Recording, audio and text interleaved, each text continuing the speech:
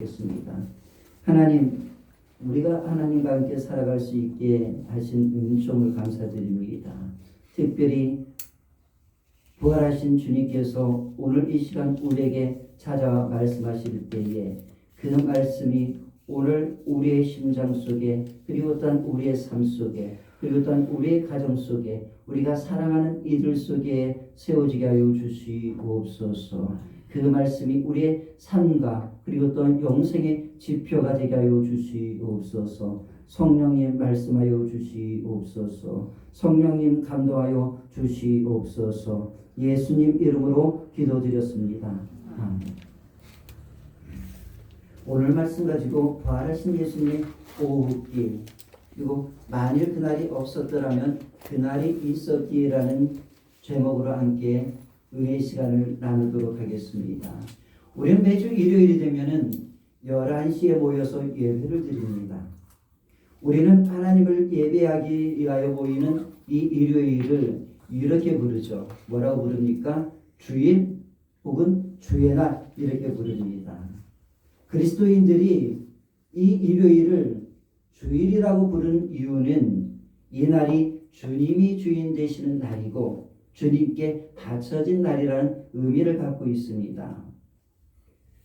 그런데 우리는 일요일을 주일이라 부르면서 그리고 일요일을 모여서 하나님 앞에 예배를 드립니다. 왜 하필이면 7일 중에서 일요일 날 모여서 예배를 드릴까요? 그것은 2000년 전에 일어난 한 사건 때문에 그렇습니다. 그 사건이 무엇입니까, 여러분? 바로 예수님께서 죽은 자 가운데서 3일 만에 죽음의 모든 권세를 이겨내시고 살아나신 날이 바로 일요일이기 때문에 그렇습니다. 아마도 그날이 없었다고 한다면, 부활하신 그날이 없었다고 한다면 초대교회가 일요일 날 모여서 하나님 앞에 예배드리는 일은 없었을 것입니다. 그리고 만일 그날이 없었다고 한다면 초대교회가 생겨나지 않았을 것입니다. 그리고 만일 우리 주 예수 그리스도의 부활이 없었다고 한다면 우리 은평 그리스도교회가 생겨났을까요? 생겨나지 않았을까요? 생겨나지 않았습니다. 그리고 오늘 여러분과 저의 만남이 없습니다. 주님이 부활하신 그날이 있었기 때문에 초대교회도 생겼고요. 그리고 우리 은평 그리스도교회도 생겨났습니다. 그리고 오늘 여러분과 저의 만남이 있을 수 있었습니다. 2000년 전 일어난 그날의 부활이 바로 시간과 공간을 초월하여 뛰어넘어서 오늘 우리의 만남으로 이어진 것입니다. 이것이 부활의 신비이고 그리고 부활의 능력이고 부활의 은총입니다. 주님이 부활하신 날 세 가지 사건이 일어났습니다. 오전, 오후, 저녁 이 세 가지 사건이 일어났는데 오늘은 이 오후에 일어난 사건을 이렇게 좀 다뤄보려고 얘기합니다. 오늘 우리가 읽은 이 본문은 주님이 부활하신 오후에 12시 넘어서부터라고 생각할 수 있겠죠. 오후에 일어난 사건입니다. 이날 주님이 부활하신 오후에 두 제자가 엠마오 마을로 가고 있다라고 이야기를 하고 있습니다. 이 두 제자는 예수님의 그 12제자에 속한 그룹은 아닙니다. 제가 여러분들에게 말했던 것처럼 예수님의 제자는 3개 그룹이 있습니다. 첫 번째 그룹은 12제자 그룹이고요. 두 번째 그룹은 70제자 그룹입니다. 그리고 세 번째 제자 그룹은 여자 제자들 그룹입니다. 이 세자 그룹이 초대교회 공동체를 형성했거든요. 이 두 제자는 12제자 그룹이 아니라 70제자 그룹에 속한 사람들입니다. 제자들입니다. 그 두 명 중 한 사람의 이름이 누구냐면 글로바라고 이렇게 나와 있습니다. 글로바라고 나와 있습니다. 자, 이 두 명의 제자들은요, 이날 오전까지만 해도 제자 공동체에 속해 있었습니다. 예루살렘 제자 공동체의 일원이었죠. 그런데 오후가 되면서 그들은 예루살렘 제자 공동체에게 결별을 선언하고 제자 공동체에서 이탈을 했습니다. 제자 공동체에서 이탈한 이 두 제자는 엠마오라는 마을로 가고 있습니다. 엠마오 마을은 예루살렘에서 10km 정도 떨어진 시골 마을인데요. 이 엠마오 마을은 이 두 제자의 고향 땅이었을 것입니다. 그리고 주님을 만나기 전 그들의 생존의 터전이었어요. 그런데 여러분, 엠마오 마을로 돌아간다는 것은요, 단순히 한 지역으로 내가 살던 그 옛날 고향으로 돌아간다는 것, 그 이상의 의미를 가지고 있습니다. 그것은 무엇이냐면 바로 주님을 만나기 전의 삶으로 회개한다는 것을 말하는 것입니다. 주님 중심의 세계관을 살았어요. 3년 동안. 그러나 이제 엠마오로 돌아간다는 것은 주님 중심의 세계관, 주님 중심의 가치관에서 나 중심의 세계관, 그리고 인간 중심의 가치관으로 돌아간다는 것을 의미하는 겁니다. 주님 없이 살았던 그 삶으로, 이 땅에 소망을 두며 살아간 그 삶으로, 그리고 욕망을 위하여 달려왔던 그 삶으로, 그리고 그렇게 살다가 죽어버리면 땅에 묻혀서, 간에 들어가서 땅에 묻혀서 흙으로 돌아가는, 인생으로 돌아갔다는 것을 의미하는 것입니다. 엠마오 말로 갔다는 것입니다. 자, 그들은 엠마오 마을로 돌아가면서 하나의 이야기를 하고 있습니다. 그 대화의 내용이 무엇입니까? 그날 아침에 일어난 일에 대하여 이야기하고 있습니다. 새벽부터 오전에 일어난 일들이죠. 그들이 엠마오 마을로 떠나기 전 새벽부터 오전에 일어난 사건은 이거죠. 새벽에 미명의 세 명의 여인이 예수님이 누워있는 무덤에 갔습니다. 그러나 빈 무덤만 발견했습니다. 빈 무덤을 발견한 그 순간에, 그들이 슬퍼하고 있는 순간에 두 명의 천사가 나타나서 그 세 명의 여인에게 예수님은 너희가 어찌하여 산자를 죽은 자 가운데서 찾느냐 말합니다. 그래서 이 소식을 듣고 이 말을 들은 이 세 명의 여인이 제자 그룹에게, 남자 제자들 그룹에게 달려갔습니다. 남자 제자들 그룹에 달려가서 예수님께서 부활하셨다라고 소식을 전했어요. 그러자 남자 제자들 그룹의 반응이 무엇이었습니까? 제가 남자를 나누는 것 같아서 그러는데 남자 제자들의 그룹의 반응이 무엇이었습니까? 허탄한 듯이, 허탄하다는 듯이 들려 믿지 않았다, 이렇게 이야기를 하고 있습니다. 허탄하다 무슨 의미입니까? 헛소리, 실체가 없는 거짓말 같은 소리다, 이런 겁니다. 거짓 소설, 지어낸 이야기다, 이렇게 생각했다는 것입니다.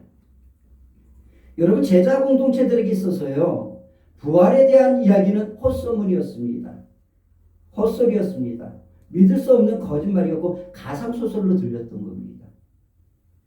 여인들이 전한 부활에 대한 소식을 듣자 제자 공동체들 중에서 두 명이 뛰어갔습니다. 누가 뛰어갔습니까? 사도 요한하고 그리고 성질이 급한 사도 베드로가 뛰어갔습니다. 두 사람이 뛰어갔습니다. 두 사람이 무덤을 향해 달려갔는데 두 사도도 예수님의 무덤에서 예수님의 시체를 발견하지 못했습니다. 그리고 세마포만 발견했을 뿐이라고 성경은 이야기하고 있습니다. 두 사도는 빈 무덤만 보았어요. 그런데 요한복음에 보게 되어지면요, 사도 요한이 이렇게 말을 하고 있습니다. 그 빈 무덤과 그리고 또한 세마포를 보는 순간 사도 요한은 예수님이 부활하셨다는 것을 믿었다는 이야기하고 있습니다.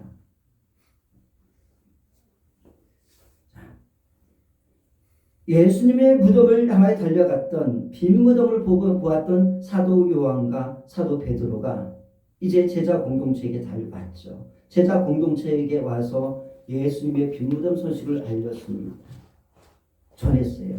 예수님의 시체가 보이지 않는다. 주님이 말씀하셨던 것처럼 예수님께서 살아나신 것 같다라는 소식을 전했습니다. 그런데 중요한 건 뭐냐면요, 빈 무덤의 소식을 듣는 그 순간 예루살렘에 모여있던 제자 공동체에게 일어난 일이 있습니다. 그건 뭐냐면요, 제자 공동체가 와해되어져 버렸어요. 제자 공동체가 결속력을 가진 게 아니라 제자 공동체가 무너지기 시작을 했습니다. 제자 공동체에서 이탈 현상이 일어났다는 겁니다. 그리고 몇 명만 남았습니까? 11명만 남았습니다. 11명만 남았어요. 여러분, 주님이 부활하셨다고 한다고 한다면, 부활 소식이 전해졌다고 한다고 한다면 그들이 있어야 할 곳은 어디였을까요? 예루살렘에 남아 있어야 하는 거 아니겠습니까? 예루살렘을 지키고 있어야 하지 않을까요? 그런데 그들은 예수님이 부활하신 그날 제자 공동체에서 이탈을 했습니다. 제자 공동체가 급격히 해체되고 급격하게 무너지기 시작을 했습니다. 부활의 소식이 전해진 그날 아침. 여러분, 왜 그런 현상이 일어났을까요? 왜 그들은 제자 공동체에서 이탈을 했을까요? 왜 신앙생활 잘하다가 왜 사람들이 떠나갈까요? 그렇잖아요. 오늘 우리 시대가 떠나가며 시대를 살아가고 있는데 왜 그들이 떠나갈까요? 예전에 불렀던 복음성가 중 엠마오 마을로 가는 두 제자라는 복음성가가 있습니다. 여러분 아십니까? 그 가사를 보게 되면 이렇게 되어 있습니다. 이렇게 시작돼요. 엠마오 마을로 가는 두 제자 절망과 공포에 잠겨 있을 때에 라는 말로 이렇게 시작을 합니다. 그렇습니다. 그들이 떠나는 이유는 첫 번째는 절망입니다. 그리고 두 번째는 뭐냐면 공포입니다. 이들의 절망은요, 인생의 절망이 아닙니다. 이들이 지금 제자 공동체에서 이탈하는 이유는요, 인생의 절망 아닙니다. 인생의 낙심 아닙니다. 인생에 대한 A감 아닙니다. 신앙에 대한 절망이고요. 신앙생활하면서 신앙으로 인한 낙심입니다. 그리고 신앙에 대한 A감입니다. 그래서 떠나는 거예요. 왜 이들은 절망했을까요? 여러 가지 이유가 있겠지만요. 아주 단순합니다. 빈무덤에 대한 소식만 들었기 때문에 그렇습니다. 빈무덤에 대한 소식만 들었기 때문에 예수님을 만나지 못했기 때문에 이들은 절망할 수밖에 없었어요. 신앙의 절망에 빠질 수밖에 없었던 것입니다. 신앙의 절망 극복 못한 겁니다. 그리고 그들의 공포는 죽음에 대한 공포죠. 야, 여기 계속 머물러 있다가는 우리도 누구처럼? 예수님처럼 죽는다. 라는 그 죽음의 공포가 그들에게 급격히 밀려온 것입니다. 그 공간을 지배했습니다. 그 순간 죽음에 대한 두려움과 공포에 사로잡히게 된 거죠. 여러분, 죽음 앞에서요, 두려워하지 않는 사람이 어디 있겠습니까? 그렇잖아요. 여러분, 왜 사람이 죽음을 두려워하고 죽음 앞에서 겁을 내며 공포에 떨까요? 세 가지 정도가 있을 것 같아요. 첫 번째로는요, 사랑하는 이들과의 영원한 이별이기 때문에 그렇습니다. 이게 두려운 거예요. 이게 슬픔인 거예요. 그렇지 않습니까? 그래서 죽음이 두려운 겁니다. 그리고 두 번째는요, 죽음은 영원한 소멸이다 라고 생각하기 때문에 그렇습니다. 아, 내 삶이, 내 흔적이 영원히 사라져버리는 것이다. 그래서 죽음이 두려운 거예요. 소멸하기 때문에. 이별 소멸. 그래서 죽음이 공포로 다가오는 것입니다. 그리고 세 번째로는 뭐냐면요, 죽음을 묵상하기 때문에 그렇습니다. 죽음을 묵상한다. 무슨 말이냐면요, 여러분 지금 죽음 묵상하지 않죠? 죽음이 먼 날의 이야기잖아요. 그렇잖아요. 우리 젊은 청년들은 뭐 앞으로 100세 시대니까 80년 뒤의 일이고, 다 보니까 30년 뒤의 일이네요. 100세 시대니까. 그러니까 우리는 죽음 생각하지 않습니다. 그래서 죽음 두렵지 않아요. 여러분에게 죽음이 두려움으로 다가옵니까? 불안과 공포로 다가옵니까? 그렇지 않잖아요. 왜냐하면 우리는 죽음을 생각하지 않기 때문에 그렇습니다. 그런데 여러분, 죽음의 문턱에 놓여 있는 사람은요, 죽음이 두렵습니다. 바로 죽음이 내 앞에 있다 생각하면 죽음 자체가 공포로 다가옵니다. 죽음을 눈앞에 둔 사람은요, 죽음을 묵상하게 되어 있습니다. 아, 내가 죽는구나. 아, 내가 죽는구나. 아, 내가 죽는구나. 아, 내가 죽는구나. 이렇게 죽음을 계속 되뇌이고 묵상하면요, 죽음이 그 사람을 붙잡아 버립니다. 죽음이 그 사람을 붙잡아 버리게 되면요, 두려워지고 공포가 다가오는 겁니다. 공포에 쌓이게 되는 것입니다. 그래서 죽음이 두려운 거예요. 사랑 여러분, 사람은 누구나 죽습니다. 이것은 하나님 모든 사람에게 정하신 예치입니다. 그럼 이 죽음 앞에서 우리가 그리스도인으로서 겁을 내지 않고 담대한 그리스도인이 되기 위해서는 우리가 가져야 할 이 죽음에 대한 가치관과 생각을 바꿀 필요가 있습니다. 여러분, 우리가 죽음을 두려워하지 않기 위해서는요, 첫 번째로는 죽음 묵상해서는 안 됩니다. 죽음을 바라보지 말고요, 영원한 생명 바라보고 생명을 묵상해야 합니다. 생명을 묵상해야 합니다. 그리고 죽음에 대한 관점 바꿔야 돼요. 죽음은 영원한 이별이 아닙니다. 죽음은 뭡니까? 영원한 만남을 위해서 내가 먼저 가서 기다리고 있는 겁니다. 최용수 목사님이 그러셨어요. 목사님, 내가 먼저 가서 기다릴게요. 그랬어요. 그런데 조금 더 있다가 가라고 그랬어요. 제가 최용수 목사님, 권사님에게요. 죽음이란 그런 겁니다. 먼저 가서 기다리는 것. 이게 죽음입니다. 그리고 죽음은 영원히 내가 소멸되는 게 아니에요. 죽음은 내가 신령한 몸으로 변해서 영원히 사는 시간으로 나가는 것입니다. 이게 죽음의 적인 것입니다. 여러분, 죽음 묵상하지 마시기 바랍니다. 영원한 생명을 묵상하시기 바랍니다. 죽음 앞에서 영원한 이별이 아니라 영원한 만남을 생각하실 수 있기를 주의 이름으로 축복합니다. 그래야 죽음이 극복되고요, 죽음 앞에서 담대해지는 것입니다. 죽음을 바라보지 말고 영생을 바라보며 살아가는 그리스도인 되기를 주의 이름으로 축복드립니다. 자, 떠나는 이유가 첫 번째 절망이고 두 번째는 두려움 때문이라고 말씀드렸습니다. 그런데 더 큰 이유가 세 번째 있습니다. 무엇일까요? 세 번째 결정적인 원인은 부활에 대한 불신입니다. 많은 사람들이 이렇게 말을 합니다. 내가 다른 건 다 믿겠는데 부활은 믿을 수 없다. 이렇게 말합니다. 예수님이 세상에 오셨다는 거 믿습니다. 죽음도 믿겠다. 그분의 그 순간 죽음, 위대한 죽음, 특별한 죽음이잖아요. 그분처럼 위대한 죽음, 특별한 죽음, 순간 죽음을 가진 사람이 이 땅에 누가 있습니까? 그래서 많은 사람들이요, 예수님을 믿지 않는 사람들도 예수님의 오심과 그리고 예수님의 죽으심을 믿습니다. 역사니까. 그런데 딱 걸리는 난제가 있습니다. 어디서 걸립니까? 부활 사건에서 걸리는 거예요. 이 부활 사건이 해결되지 않아요. 이 부활 사건이 해결되지 않기 때문에 많은 사람들이 기독교 신앙 속에 대한 회의감을 갖는 겁니다. 그런데요, 재미있는 사실은요, 교회를 나오는 그리스도인이라는 타이틀을 갖고 있는 사람들도 이 부활의 문턱 넘어가지 못하고 죽음의 문턱에서 딱 걸리는 사람들이 있습니다. 죽음의 신앙을 뛰어넘어 부활 신앙으로 도약하지 못한 채 교회를 나오는 크리스찬들이, 이 사람들 크리스찬이라고 해야 될지 모르겠지만 교인들이 많습니다. 여러분, 우리가요, 그리스도인으로서 이 길을 걸어가면서 신앙에 대한 절망과 죽음에 대한 공포를 극복하지 못한 채 그리고 부활에 대하여 의문고를 가지고 있으면 이 신앙의 길을 걸어가다가요, 반드시 교회 공동체를, 신앙의 길을 떠나게 되어져 있습니다.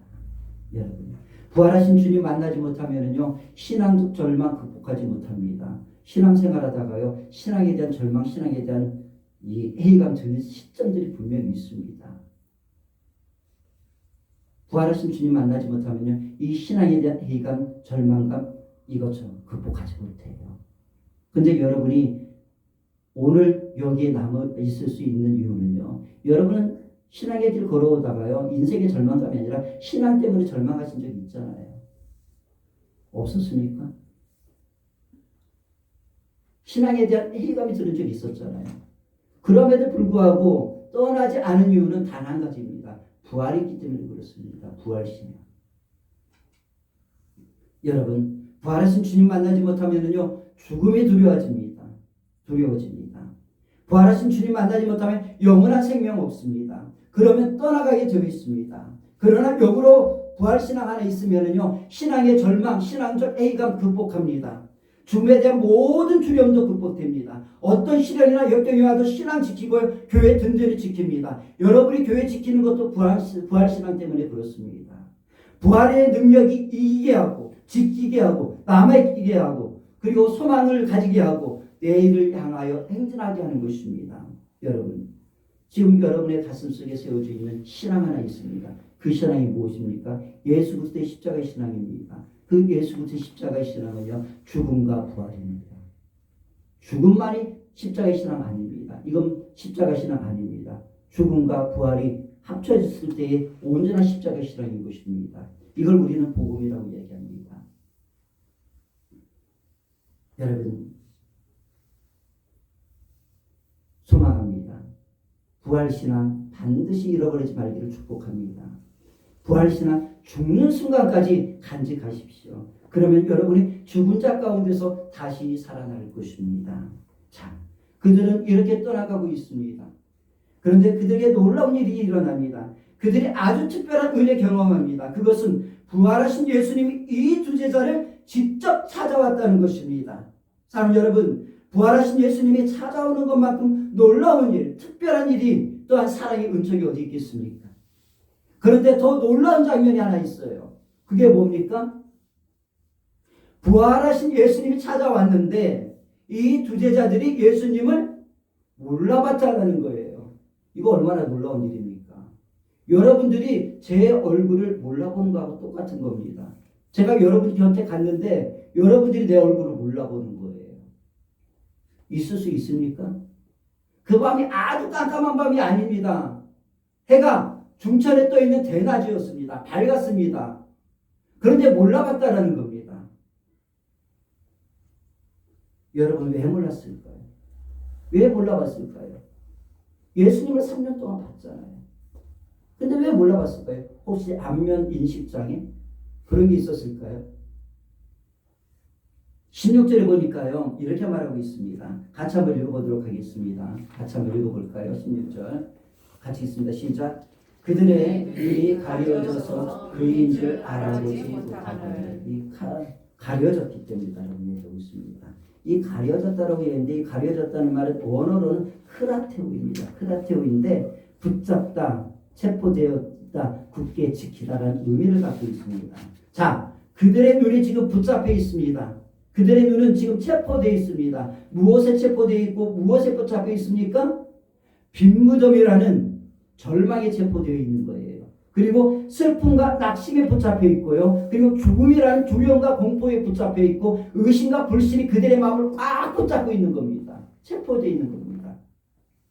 여러분, 우리가 절망과 낙심과 의심과 두려움과 공포 그리고 슬픔에 붙잡혀 살아가면 그리고 욕망에 사로잡혀 있으면 우리의 영적인 감각이 무뎌집니다. 그래서 주님이 바로 내 옆에 있어도 느끼질 못하는 겁니다. 우리는 이걸 뭐라고 말하냐면요. 전문적인 용어로 영적 무감각 상태라고 얘기합니다. 그렇게 영적 무감각 상태에 빠져 있는 이 두 제자와 예수님이 오길의 여정은 계속되어집니다. 이게 또한 예수님의 은혜입니다. 주님은 우리가 주님을 몰라봐도요 같이 걸어가십니다. 우리가 주님을 애면해도 주님은 같이 걸어가십니다. 같이 걸어가신 예수님. 그분은 의심과 불안과 두려움과 절망과 인생의 욕망에 사로잡혀 영적 무감각 상태에 놓여 있는 이들에게 말씀하시기 시작합니다. 부활하신 주님과 걷는 여정 속에서 그들에게 일어난 또 하나의 놀라운 은총은 이것입니다. 주님이 말씀하신다는 것입니다. 이 두 제자를 포기하지 않는다는 것입니다. 언제까지 말씀하십니까? 언제까지 포기하지 않습니까? 28절에 보면 이렇게 기록되어 있습니다.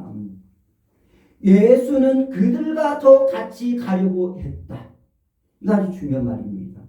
예수는 그들과 같이 더 가려고 했다. 무슨 말씀입니까? 그들이 알아볼 때까지 가겠다는 겁니다. 그들이 믿고 다시 돌아올 때까지 포기하지 않겠다는 것입니다. 이게 부활의 은총입니다.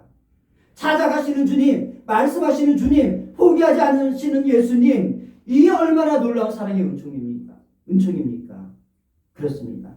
2000여 년 전 주님을 떠나 엠마오 마을로 떠나는 제자들을 포기하지 않고 그들을 찾아가신 주님은 지금 이 시간도 교회를 떠나 세상이라는 엠마오로 가고 있는 양들을 찾아가시고 있습니다. 저는 이 찾아다니신과 동행이 지금 이 교회를 다니다가 떠나간 이들에게도 일어나고 있는 사건이라고, 현재 진행형이라고 저는 믿습니다. 그러나 그 시기에는 딱 그들의 몸이 살아있는 그 시간까지입니다. 살아 있을 때까지만 기회입니다. 죽음 뒤에는 심판이 있을 뿐입니다. 그들이 늦기 전에 부활하신 주님에게로 돌아오기를 주의 이름으로 축복하며 기도드립니다. 여러분, 우리가 그것을 놓고 기도드립니다. 자, 그렇게 주님과 이 두 제자의 여정은 계속됩니다. 그리고 해가 저물기 시작합니다. 그리고 주님과 이 두 제자는 음식을 나눕니다. 부활하신 예수님의 축사하시고 떡을 떼어주는 순간 그들의 눈이 밝아졌습니다. 그리고 그 순간 두 제자는 이 사람이 그분이라는 것을 깨달았습니다. 나의 죄를 사시게 하여 십자가에 죽으셨다가 다시 살아나신 주 예수 그리스도라는 것을 그들은 알아봤습니다. 성경은 그들의 눈이 밝아졌다고 이야기하고 있습니다. 언제 밝아졌습니까? 해가 모든 세상을 환하게 밝히고 있는 대낮이 아니라 해가 진 어둠이 내려앉는 그 시간에, 어두워져가는 그 시간에, 내 인생의 삶이 어두워져가는 그 시간, 그리고 주님과 함께 떡을 떼는 그 순간에 그들의 눈이 밝아졌다라고 성경은 이야기를 하고 있습니다. 여러분, 대낮에는 몰랐습니다. 그러나 해가 지고 있는 그 순간, 내 인생의 어둠이 찾아오는 그 순간에 그들이 깨달은 것입니다. 주님과 대화를 하면서 그들을 붙잡고 있던 모든 것들이 벗겨져 나갔습니다. 주님과 대화를 나누면서 주님과 떡을 떼면서 절망과 낙심이 벗겨져 나가고, 주님과 대화를 나누며 걷는 여정을 통해 두려움에서 놓여 자유함을 얻게 되어졌고, 주님과 대화를 통해 그들을 사로잡고 있던 의심과 불신이 사라지게 되어진 것입니다. 그리고 그들의 가슴은 다시 믿음으로 뜨거워지기 시작했습니다. 그들은 두려움에서 벗어났습니다. 그들은 예루살렘으로 돌아가기 시작을 했습니다. 그들은 부활의 주님을 만난 기쁨을 가지고 예루살렘을 향하여 달려갑니다. 그리고 이렇게 외칩니다. 주님이 우리를 찾아오셨다. 부활하신 주님이 내게 찾아오셨다. 부활하신 주님을 내가 만났다. 내가 그 부활의 증인이다라고 외치고 있습니다. 사랑하는 여러분, 이 부활의 애침이 오늘 여러분과 나의 애침이 되기를 주의 이름으로 축복드립니다. 그리고 이 부활의 애침이 여러분이 사랑하는, 그리고 내가 사랑하는 이들의 애침이 되어지기를 주의 이름으로 축복합니다. 사랑하는 여러분, 부활하신 주님이 그들을 찾아가지 않았었다고 한다면 이 두 사람은 엠마오라는 세상에서 욕망과 두려움과 지나간 과거의 추억에 사로잡혀 살다가 흙으로 돌아갔을 것입니다. 지옥에 떨어졌을 것입니다. 만일 부활하신 주님을 만난 그날이 없었다면 초대교회는 세워지지 않았을 것입니다. 만일 그날이 없었으면 오늘 우리의 모임은 세상에서 가장 바보스러운 사람들의 집단의 모임입니다. 가장 불쌍한 사람들의 모임입니다. 그날이 없었다고 한다면. 그러나 그날이 있었기에 우리는 세상에서 가장 지혜로운 사람들의 모임입니다. 만일 그날이 없었다고 한다면 어찌 주님이 이 자리에 있을 수 있겠습니까? 그러나 그날이 있었기에, 주님이 부활하신 그날이 있었기에 주님은 바로 여기에 살아 계십니다. 만일 그날이 없었다고 한다면 우리는 영원히 소멸될 것입니다. 그러나 그날이 있었기 때문에 우리는 신령한 몸으로 변화되어져서 영원히 하나님의 나라에서 영원히 살 것입니다. 만일 그날이 없었다고 한다면 예수님은 위대한 스승, 위대한 선생 중에 하나로 남을 것입니다.